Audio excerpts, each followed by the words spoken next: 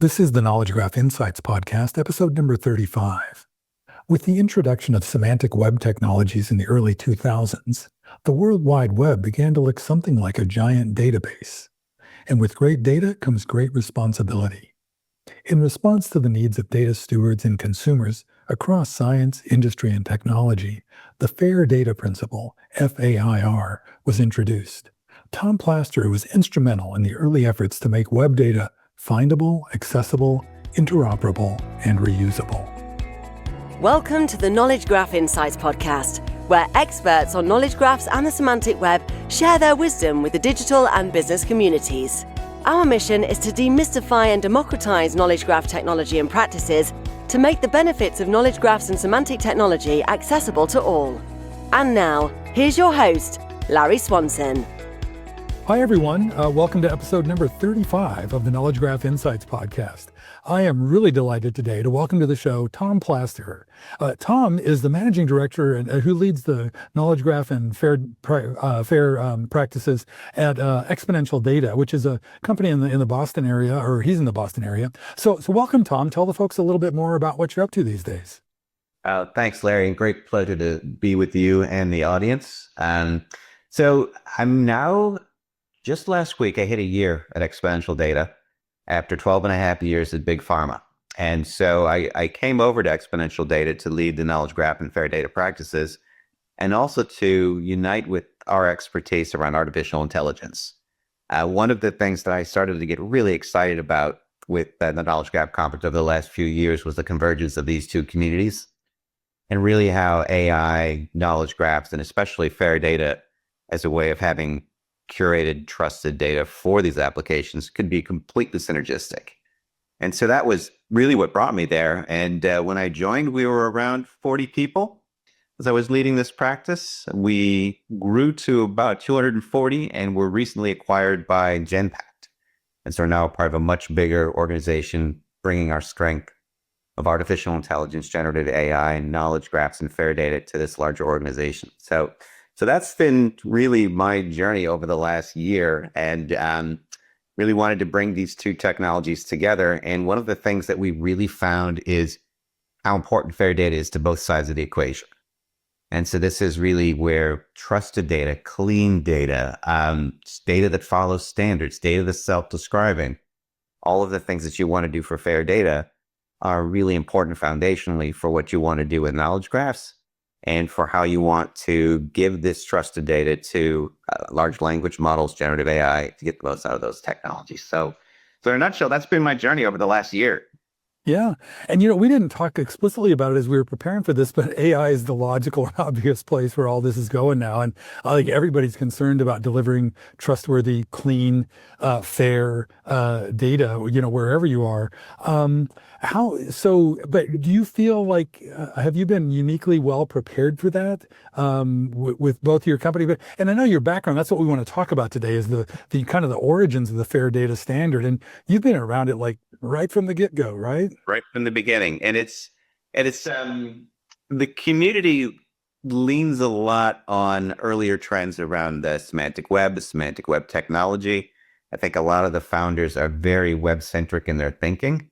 And there's a direct tie between, what Tim Berners-Lee, Aura Lassell, Jim Handler wanted to accomplish with the semantic web, how the standards evolved there, and then kind of grew up and became available within graph databases, eventually knowledge graphs, as a vehicle to prove that fair data worked.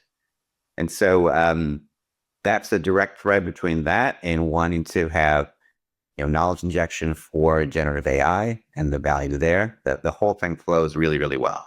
Yeah, interesting. And one thing, as you said that the direct descendants from Tim Berners-Lee's and Aura and Jim's, I guess the paper in Scientific American, one of the things that arose, like, I don't know, 5 or 10 years after that, was Tim Berners-Lee's notion of 5-star data, like the kind of 1, 2, 3, 4, 5-star rating. And then only 7 years later, FAIR came along. Can you talk a little bit about how these perceptions of and the sort of the way good data and their practices are codified? Sure. So if we think about 5-star linked data and kind of what Tim was trying to accomplish there. Get your data on the web, have it in an accessible format, follow standards, have it linked together. That's really, really close to the fair data principles itself. And I think a lot of the things within the fair data principles were learned directly from that. And I guess first I should take a step back and sort of explain, people have probably come across the fair data principles and they've heard findable, accessible, interoperable, reusable. And they think there's 4 of them. There's 15 of them. And so this is where it gets to be a little bit more complicated. So FAIR as an acronym was just a very nice way of sort of marketing and putting these things together. But a lot of the ways that they can become really useful is the sub-principles. So I'm just going to talk about them, describe them real briefly without being too technical. People can learn more about it in the 2016 Nature Medicine paper. So the findable is really about URIs. And so it's really about, can I identify both an instance of data or a concept, a class that follows a URI, later an IRI, and sometimes we're calling them persistent identifiers or GUPRIs, so global unique persistent resource identifiers, all the same thing. So can you use that to identify a piece of data? And if so, when you resolve it, will it provide useful metadata for both humans and machines? That's really the most important piece that you need to do to get started. Let's put an identifier on our data, on our metadata, so that we can resolve it, find it, put it in an index so we can get something useful out of it. So that's about 4 of the F principles there. Accessible, it's really about interoperability. It's following common protocols. So HTTP, HTTPS, we're not reinventing protocols, we're following standards. And then authentication on top of that in some sort of a certified manner. Usually it ends up being, LDAP with single sign-on or something like that, some way of authenticating your data. And accessible becomes really important because it's what makes the distinction between open data and fair data. Fair is not necessarily open. You're going to have times where you're going to have data that needs to be protected, whether it's things like patient data, medical records, or even licensed commercial content. So one of the ways that the FAIR committee was able to get the publishers such as Elsevier on board was to say, we're not going to make your data open, we're going to make it accessible. And so this is, one of the reasons why the publishers, like Elsevier, like Nature, became early proponents of FAIR data. So interoperable, it's really about the vocabularies and the knowledge exchange format. So you need to have one. If it's standards-based, even better. And if your vocabularies are something that's themselves also fair, so that they point to each other, they take advantage of each other, that becomes a really powerful way to inject the semantics into your data. So where you get all of the self-describing things that you want out of this data set by having interoperable, fair vocabularies. And this could be an ontology. It could be, a taxonomy, using something like SCOAS. This is also where potentially you want to bring in your rule systems like Shackle. So they're going to really help with interoperability. Reusability, the last one, is really about bringing the first 3 together, making sure that you're following any licensing and access rights on top of this, following whatever community standards are needed, and then detailed provenance lineage tracking. So again, it's a lot more than what's just in the 5-star linked data, but everything 5-star linked data is deeply embedded within FAIR. That's really interesting. I've read that list a dozen times and everything you just said makes perfect sense, but I'm realizing that FAIR, it worked really well as a marketing thing because people get that. But what are the details for somebody who's who's onboarding to a no job where they haven't worked with fair data or haven't had to comply with the fair data standard before? How do you how important is it to dive that, because that additional level of depth you just provided, that's not a huge deep dive, but it seems really important to really have a handle on the details of each of those letters in the acronym.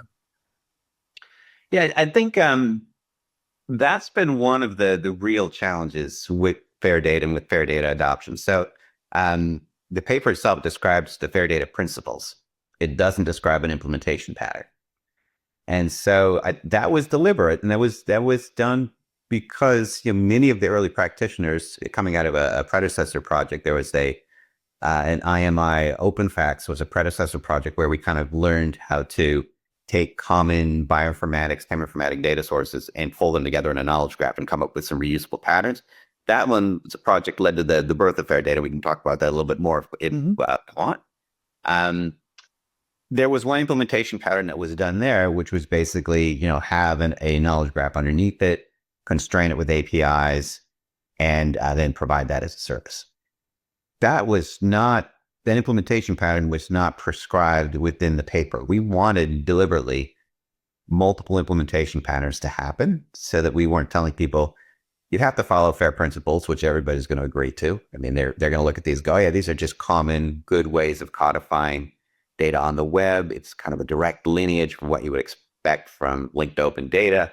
So I don't think there would be much, controversy there. But once you start getting to implementation patterns, right away, people are going to go, well, can I use my relational database for this? Does it have to be a knowledge graph? And so rather than really wanting to force a choice about, making somebody have to put everything into a knowledge graph or a graph database, I think we really wanted the community to experiment for a while. That happened. And then eventually there were FAIR implementation patterns that were developed. I think more often than not, they have at least some linked data component to them. And there are certain standards that we see all the time. So for example, DCAT is a way of describing data catalogs at the level of, I have a file, I verified it, I want to make sure that this is something that I can find again and that I can manage all of the metadata around access to this particular file. Everybody uses DCAT. We've combined around a couple of URI patterns that are pretty powerful. So, but that wasn't the intent. So this is, I'm going a little bit far afield from your question, Larry, but maybe I'll let you reel me back in for a second. No. What I was going to say, but it's still super interesting to me because I've done like kind of systems, more like design systems in enterprises and stuff like that, and seen other things like that where, they often fail because you specify an implementation. So that the fact that you anticipated that and did not do it, do you think that led to the success of because it seems like quite a successful standard at this point. Do you think that's part of its success? So I think it's been both a curse and a blessing. So on the one hand, it did allow for multiple different implementation patterns to happen. And so some of them, went pretty far in particular academic circles, which was, also one of the real drivers for FAIR to be born. Government funding agencies wanted a way to show at the end of a project, especially some of these big, systems biology projects with omics data, a way of sharing that data back with the public. So as a repository for this public information, FAIR was really helpful there. So then in some ways, there was a really good implementation pattern that happened within those communities, especially within Europe, but it didn't necessarily translate either to commercial entities or across the Atlantic. And so there were lots of different ways that we could do FAIR, and there still are lots of different ways that you could do FAIR. And so I think now it's later as we've developed a small number of implementation patterns, really headed by groups like the GoFair organization, headed out of the Netherlands, that kind of brought a lot of this together and have really shown the value of collapsing in a couple of powerful implementation patterns. Yeah. So are there, you mentioned the GoFair initiative in the Netherlands. Are there others like that, or is that sort of a model, or is it just an exemplar of that category of sort of, that's kind of like the meta implementation, like the support for implementations of it? Is that? So that's certainly one of the major organizations in the FAIR data community. Some of the other ones that I've had the pleasure of being part of are things like the Pistoia Alliance, which is a pre-competitive consortium, primarily within the pharma and biotech space, and it's both in Europe and the US. And along with a couple of like-minded colleagues, we were able to start a FAIR implementation team within the Pistoia Alliance, which has led to things like the FAIR Data Cookbook and a couple of other projects coming out of Pistoia. But we do work closely with groups like GoFair and some of the other FAIR organizations to really kind of evangelize, show these common implementation patterns. So, for example, one of the projects that we're involved with right now is this idea of a pharma general ontology. And so here it takes as a basis that companies are heading and have FAIR data ambitions, but what they really want to do is make their data interoperable within the company and then potentially outside of the company, then also to vendors in this space, CROs in this space.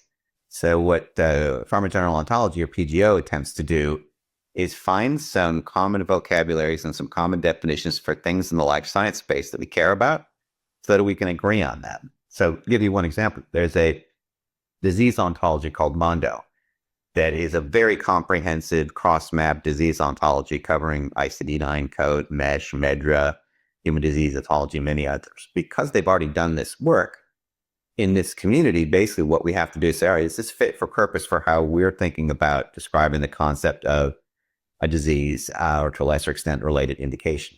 And so those sort of ideas of let's find those common vocabularies that can be used broadly now mean if we're exchanging data within this consortium or across the consortium, or we're trying to get vendors to follow certain standards, rather than, saying pick one standard out of the, 4,000 or so plus that are used in our space, here's one that we agree on that I think most people are going to drive toward. And that also helps with the whole idea of building consensus around implementation patterns. Yeah, well, because when you mentioned the fact that the PGO is designed both for internal use and industry use, that I know this can be dicey, but like the political issues around that, were they significant, or is it just kind of I assume it's a little bit of a known issue in any standards thing that you're going to hit those concerns, like enterprise concerns versus industry concerns. But how did that manifest in the birth of FAIR? So I think we were fortunate that there were a lot of people within sort of the scientific knowledge management community, the systems biology community, that really did want to come together and share their data, make their data interoperable, do it for public health reasons. Yeah, I think there's a really similar cultural aspect between that and the knowledge graph community, especially since there's so many people that participate in both. So we know there's going to be disagreement. We know that top-down is not necessarily going to work. So this is one place where, you do have some top-down coming from standards agencies, ISO in particular. So you have to figure out how to make your internal concepts, whether it's within a company, within a group within a company, say research versus commercial. So you do have to figure out, where do you have your points of consensus and your points of commonality, and then where do you have your points of disagreement? And how can you build a structure that lets you work really well and really seamlessly within that structure? Well, this is something within knowledge graphs is pretty easy, right? So we think about layering, we think about different namespaces, we think about when we want these things to come together, we think about building off of definitions that are agreed to in the public space. It's the same thing for the FAIR community. So you just kind of pick those definitions, and you don't have to agree everywhere. You have to agree when you have points of intersection. Mm-hmm. That reminds me, kind of back to the start of this, you talked about the overlap in like old school RDF knowledge graph people and this alliance. Is that just, it sounds, as you're talking now, I'm like, well, duh. That just seems like you said there's first a lot of overlap, but also like very common concerns in the kind of problems you're addressing. Am I reading that right? Yeah, I think that's spot on. Yeah. Yeah. That's really interesting too, because, and that sort of, it doesn't make getting stakeholders to agree on language any easier, but at least the mechanisms by which you ensconce it and all that, that's a little smoother. I guess there's people, well, I guess that's, what percentage of the stuff you dealt with was people stuff, and what percentage was like, I guess people and culture versus like technology and procedures? Yeah. So I think that's, you're now at a topic layer that's near and dear to my heart. So, I started off, as a scientist, as a systems biologist, as a bioinformatician, and the challenge that I had was all of these massive cross-omics data sets. So it could be genomics or, proteomics or metabolomics or imaging or clinical chemistries, whatever. And I wanted to make sense of them. And so I became a bit of a computer scientist or technologist, after being a biologist first, because I wanted to use graph as a way that made sense to me to be able to bring these things together. And then I've had a chance to see the knowledge graph industry kind of grow up around that idea of using this as a way to serve and solve real deep biological medical problems. So you don't have to go too far when those problems are going to be cultural problems. You're going to have all these disagreements about technology choices. You're going to have, all of these disagreements about how you define things, right? So I think you have to approach this in such a way that why you're here. And the communities that you're trying to build are really about solving big problems, and big problems where you have to kind of approach it with some humility that you're not going to have all the answers. So if you have an approach that's very, very flexible, that lets you build gradually, that lets you not get locked into technology, that's fair. And that's knowledge graph, right? So they kind of go hand in hand. But that's the way you said that. It makes it's making more and more. Like this made sense to me before we started talking, but it makes more and more sense as you talk about this, especially this kind of like the logical and natural things that arise, and the fact that both people committed to fair principles and like that. That's really interesting. That like was pharma and the life sciences in general, and sort of an ideal proving ground, and that's like, are there things in that part of the academy that lend themselves as well? Did they also fit this little knowledge graph and fair data interest approach? So it's an interesting way of looking at it, because I think it was born out of academic systems biology projects in Europe that really wanted a way of serving that data up to the public, pay for it, after the projects ended. A lot of those same challenges around data stewardship existed within pharma. And so the groups that were there at the beginning of either the Open Facts projects or the Fair Plus project, an antecedent project or predecessor project that came around afterward to build a Fair Cookbook, they're a mix of academics, government agencies, and the FPA 7 pharma partners in Europe. So it's always been kind of that hybrid. And so I think the ideas around data stewardship came out of either academia with government wanting to make sure that the data was served up to the public. But then within industry, we recognized quickly that a lot of these things applied to us. Not everything, because we're not necessarily going to be setting up big data repositories for public consumption.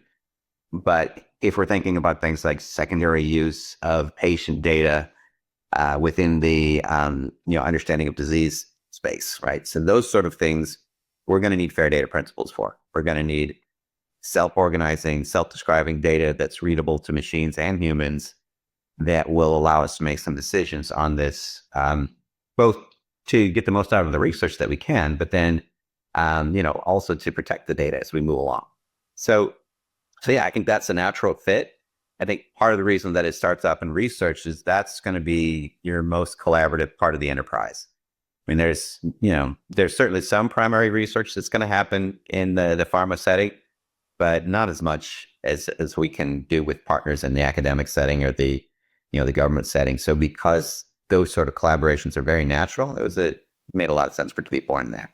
Now, that said, Yeah, I'm seeing it grow elsewhere quite a bit. So that's been one of the revelations of leaving sort of the research setting within a pharma company, is I do get to see it in commercial. I do get to see it in manufacturing. And so I think more and more of these systems, which might have been a little bit more closed because that's just not their culture, are really benefiting from FAIR. interesting. Yeah, I was talking to a friend the other day about supply, like manufacturing supply chain, not just manufacturing, but like big, electrical grid stuff, and the importance of agreeing on like, how long is that turbine? What's that part? What's it? How does that it almost seems to me like that would be a stronger case for it. But I don't know all the industry dynamics. But it's interesting. So it kind of started with pharma and the life sciences, and then has it kind of rippled out from there? Is that your sense, or? I think it's really started to. I think that those, and this is me being relatively new to that part of the industry, they tend to be driven more by a few big tech vendors. They have reasonable starting points for the solution, but they don't necessarily take advantage of the web yet in their thinking. And so it took a long time for a lot of the big tech vendors to really adopt. And this is part of the reason why new players like Google became so dominant, because they were born on the web. And so I think part of that too is, we're now still seeing companies that are adapting to this, that are adapting to their web thinking, that have had a pretty, decent run for a long time by providing good products that were very sort of tailored in scope. They can take advantage of this, or not. And if they don't, then, we're perfectly happy in my company to come up with alternate solutions that are fair knowledge graph solutions. Yeah, that's it. As you talk about that, that's really interesting that like sort of the more native an industry is to web and web ideas, like that notion of sharing in the biological sciences, like versus like, I don't know, Boeing and Airbus probably didn't share a lot of stuff. I don't know if they do to this day, but that those kinds of relationships, is there sort of a predictability about like the age of an industry and its likelihood to adopt fair standards? Um, I don't know if I would look at it that way. I mean, even for somebody like, Boeing or Airbus, I mean, they're going to have supply chains with a lot of the same suppliers, and the auto manufacturing as well, too. So it's going to behoove these companies to push standards on all of their suppliers. So I think in some ways, they probably are going to be more interoperable than, pharma and medicine. They just might not have thought about it this way. So, yeah, I think in some ways, pharma can lag a bit because there's all of the regulatory requirements that are in place. I think that slows things down quite a bit. I mean, it's still, I think the figures that I've heard most recently are 10 years and $2 billion to get a drug to market. And so, there's been the push for efficiencies in that for an awful long time. And you can do it in the research side early. You can do it in the clinical trial space. There's still a big gulf between adoption for when something is approved and when it penetrates into the market deeply enough and becomes, part of the standard of care. So, I mean, there's a lot of room for improvement in my industry first. And so I think some of the other industries can probably move faster than can take advantage of this too. That's it. Well, yeah, that's an interesting thing about pharma is that you're just reminding me of like it's pretty much all about like genuine innovation. Like I think some industries are probably optimizing things. I'm just making up macroeconomics in my head here, one thing I wonder if because I think about the scientific heritage in this. I remember 10 or 15 years ago, I used to go to a lot of like science meetups and stuff when I lived in Seattle. And there was a lot of talk about open science. And I haven't really, and open data. And I know that's become a thing in many government places, especially here in the EU. To what extent, and as you're talking about these commercial entities, like I don't know anything about their, like the practices and standards in industry around things like people advocating for openness. Was that a big thing in the birth of FAIR? Was just that common desire for openness? I think there was an awful lot of the people that were pushing for open science, especially on the academic and government side, were there at the beginning. So they were there in the Open Facts Project. They were there in the FAIR Plus projects, the different IMI initiatives that were pushing this in Europe. I think one of the things that happened pretty early on was in order to get industry involved, we had to protect the data rights pretty strongly. So this is where accessibility rather than open became one of the main points. So whether it was, you wanted to have licensed commercial content that was in here, or even if you wanted to have patient records. So you have to have ways of protecting that. So, so this was something where I think the FAIR community has been able to take advantage of a lot of smart work in the ontology community around patient standards, around data access rights, around consent ontology and other places where there's now a standard in place or sets of standards that are emerging. They can help with this. So yes, we want open data. Yes, we want to be able to benefit from that, but we also want to protect privacy. So I think it's more important that we have mechanisms in place that we can share when it's possible, both for humans and machines. And if it's not possible, and you need to be able to restrict it and have all of the provenance and audit trail behind it, so you know how it's used. Yeah, and you mentioned earlier that that's built into FAIR. So yeah. Hey, Tom, I can't believe it. We're coming up close to time already, but I feel like we've given this. But before we wrap up, is there anything you'd like to revisit from the conversation or just make sure we share before we wrap? Yeah, so I mean, I threw out a couple of teasers early on about generative AI and FAIR and knowledge graphs. And so I would say that is a really interesting space. I think that it's one of those things where we've seen a lot of really good convergence between knowledge graphs and the Gen AI space about how knowledge graphs and ontologies can help constrain some of the things that will happen within your large language model or even your medium-sized language model. That's all really great work. in terms of putting some structure, some more foundation to both the LLMs and the knowledge graphs, that's where FAIR becomes really powerful and really valuable. And there's so much existing work that's in place already around the vocabularies, around ontologies that are commonly used, especially in the biomedical space, and now more and more in the manufacturing space, especially in the life sciences industry. We're not starting from scratch. And so I think, not just thinking about, naively, companies are going to look at and go, what's your AI strategy, right? And so if you have an AI strategy, you better have a knowledge strategy. If you have a knowledge strategy, you better have a FAIR strategy. So I'm probably out on a limb a little bit on the third part of that pillar, but I think that's where some of this needs to go. That lines up with a lot of stuff I've been hearing lately. So I think that's quite plausible and really, it makes a lot of sense to me. So that notion from AI to knowledge strategy to you better have your FAIR house in order at the very foundation of it. That's great. I've got a slide I use all the time, Larry, that's a pyramid with FAIR at the bottom, some sort of a data mesh in the middle, knowledge graph at the top, or knowledge graph assisted AI at the top. So you'll probably come across that on some of my talks. If you could send me a copy of that, I'll put it in the show notes so people don't have to go digging. Yeah, that'd be great. Well, hey, one very last thing, Tom. If folks would like to connect with you or follow you online, what's the best place to find you? So LinkedIn's probably the easiest place. So that's T Plasterer is my LinkedIn handle. So just TPLASTERER. Should be able to find me there. We do blogs every once in a while. So that's probably the best place to start. Okay. Yeah. Kind of the default place these days. Well, thank you so much, Tom. It was always great to talk. And this was really, we never got to nerd out before on FAIR. So this was really super helpful. Oh, pleasure was mine, Larry. Thanks for the invitation. For show notes and to sign up for our newsletter, visit our website at knowledgegraphinsights.com. And please rate and review us on your favorite podcast platform. Thank you for listening.